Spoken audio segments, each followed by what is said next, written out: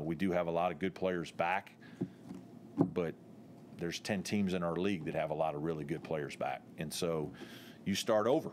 You don't get to start, in the ACC, or you don't get to start in the ACC tournament or in the NCAA tournament. You got to start with game one. And really, you have to start with practice one, which was this summer. And so the hardest part in that is to kind of go through all of these days of working really hard and committing to something that really it's not going to feel like it's the same unless we make the tournament and kind of improvements there. Guys like A.J. Oliver, will help us in that area some. New guys, maybe a Hunter Tyson or John Newman will get to play, but I think we're going to have to play a little differently. We won't change the way we play a lot, but we will have to emphasize a few other things. I think we need to be better in transition, especially off misses, and get the ball out into the open floor and get Marquise and Shelton in open space as much as we can. Because, yes, we don't have a guy that's going to shoot the ball like Gabe did. That's just there's not another guy out there that's going to shoot it at his level this season. Coach, you mentioned the trip to Naples. Beyond the playing experience, how much of a bonding experience that'll be for your team? You had that when you went to Spain, but didn't go anywhere this summer.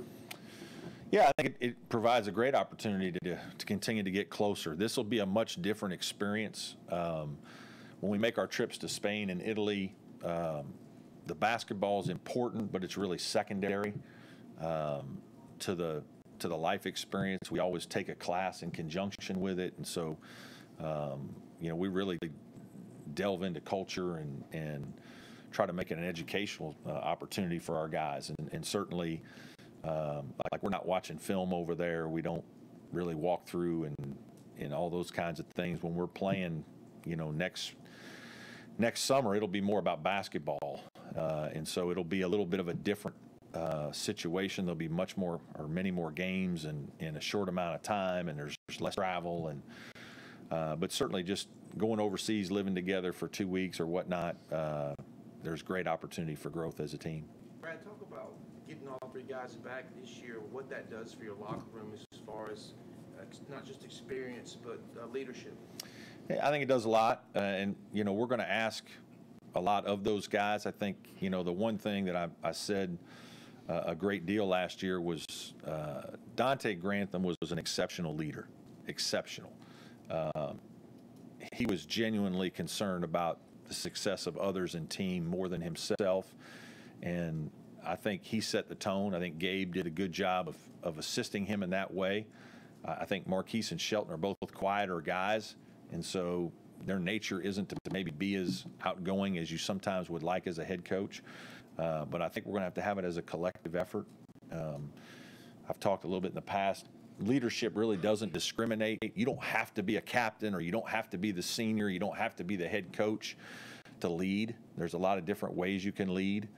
And we need young players to get involved in that as well, because some of our older guys, although good players and are going to lead by example, they're just not quite as vocal as you would like sometimes. And so Namir Sims and some other guys need to show some things. But what you've seen so far out of those guys, and they've tried to be more vocal so far, is just the way they approach it. Marquise approaches his business very professionally. He comes in and works. His attention to detail is good. Shelton, I think, has been good in the way he's approached things.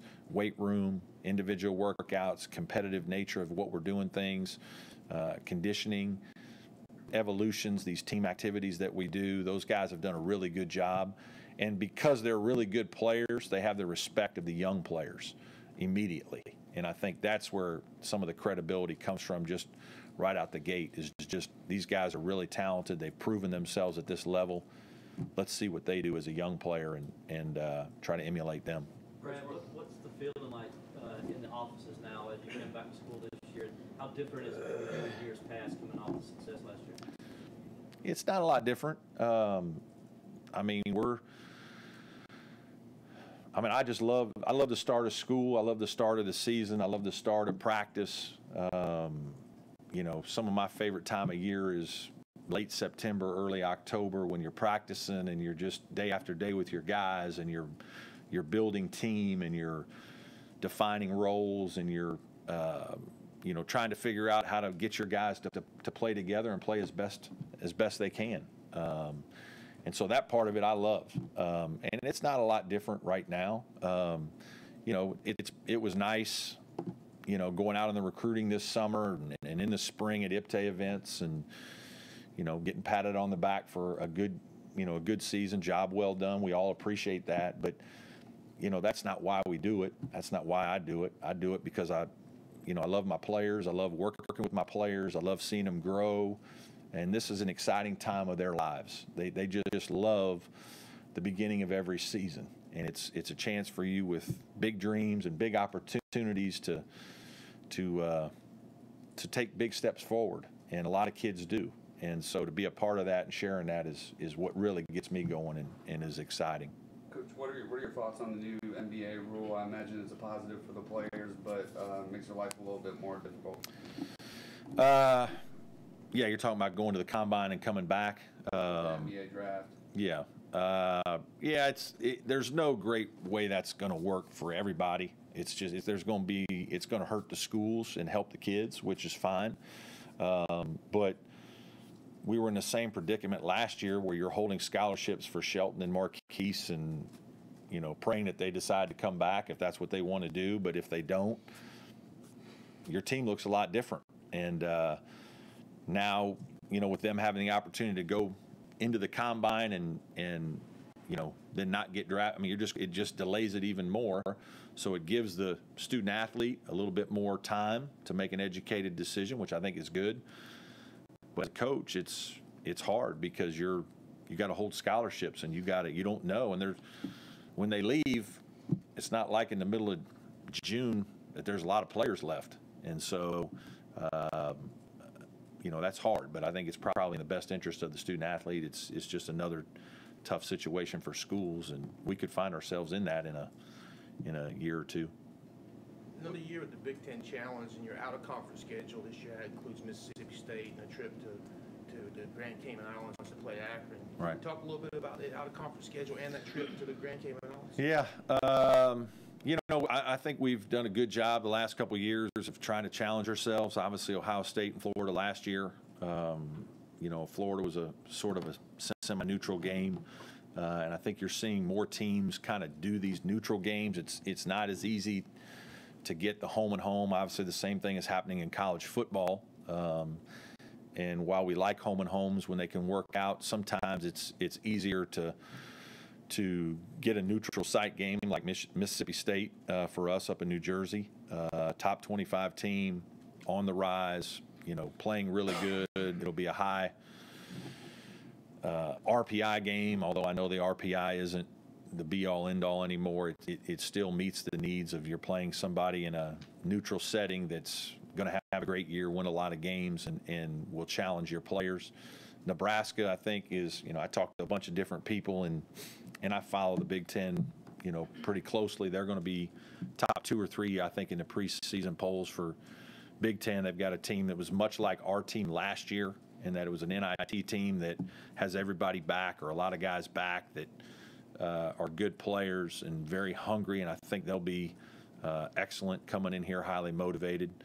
And then the Cayman tournament, again, we're all trying to find these neutral games and good environments that you're taking your players to, and I just think that's going to be a good tournament for us. 3 days, 3 games, find out a lot, quick turnaround, kind of like an ACC tournament, NCAA tournament, where you're kind of teaching your guys how to prepare in a day. And there's certainly a lot of quality teams in that event. So, you combine that with our regular home schedule, I feel really good about it. I hope to find out, the ACC schedule here soon. But, I like what we've been doing with our scheduling here the last few years. Coach, going back to Dante Grafton, have you talked to him since you signed on that training camp deal? Yeah, I text with him, but I talked to him a bunch, just previous to that, and just really proud of him, happy for him. I was as crushed as anybody because I'd seen how much he'd worked and to see his season end in the 19th game last year when he was having an all-ACC season. I mean, he very easily could have been first-team all-ACC last year, and you know, who knows what our team would have done, because he's just a different player.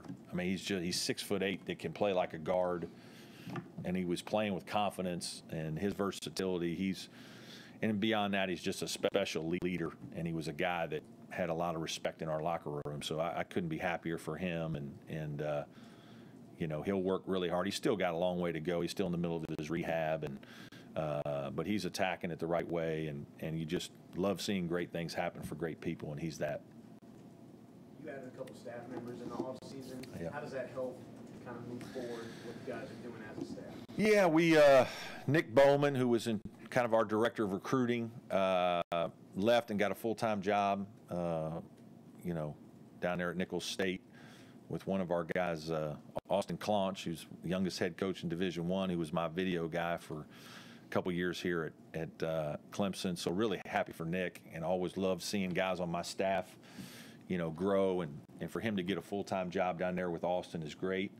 Transitioned Lucas McKay into our recruiting spot and moved him out of the operations spot. Lucas has always had a keen interest in recruiting, has done a lot of really good things for us.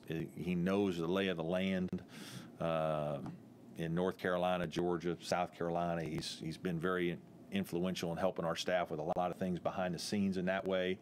So he's already, you know, ripping and running, doing a great job. And so then we hired Matt Buckland from Georgia, who is doing a similar type job over there at Georgia, and he's made a seamless transition. Obviously, Coach Fox and I are good friends, have a lot of respect for the way they did things at Georgia, and so Matt's been able to come in and just has fit perfectly. And then I was able to grab an additional hire, and, you know, thank Dan and for giving me that opportunity. We hired Marty Simmons from Evansville, the head coach at Evansville the last 11 years. Marty and I, my first year in coaching, 1992, Marty and I shared an office. I was a grad assistant, and he was an assistant there for Coach Cruz at Evansville. And so I've known Marty most of my adult life, watched him play. Those of you that want to see a guy who could really play, Marty Simmons was an unbelievable player at the University of Evansville. So to have him come with us and to kind of just be a special assistant to the head coach really just helped me with our team, basketball-wise. You know, I think sometimes your assistants, everybody, you know, in basketball, a lot of times your assistants are kind of preparing for the next team, and we have 2 and 3 games a week, and so your assistants are constantly kind of looking at the next week game. They're out recruiting. And every once in a while, it's just like, who's thinking about our team all the time besides me? And so to be able to bring him in and have him help me kind of coach our team in a couple of different areas, I think is really going to be helpful and beneficial. And he's extremely excited to be here, to be at this level and see what it's like. And so he's going to be great for us. When's your actual startup date for practice? September 25th, I think, is the day we're allowed to. We're not going to start until a couple days later. We've got 42 days to have 30 practice days. And so we've kind of measured that out and going to give the guys a couple extra days till we get started. I think we're going to start that Friday. I don't know what that date is exactly, but end of the month. So it's a lot different from when we used to start November 1st, October 15th, October 1st. We just keep moving back. It feels like we're practicing all the time, which is good for me. I don't know if our players love it, but I would say you tip off. I mean, you play for keeps almost 2 months from today. Yeah, It's getting earlier and it earlier is. every We year. moved the start date to the season is moved from the first Friday to the Tuesday. I think we open with the Citadel November 6th, maybe. So start dates have changed, and obviously just trying to get the games in a little bit different time frame because of the amount of games we're playing.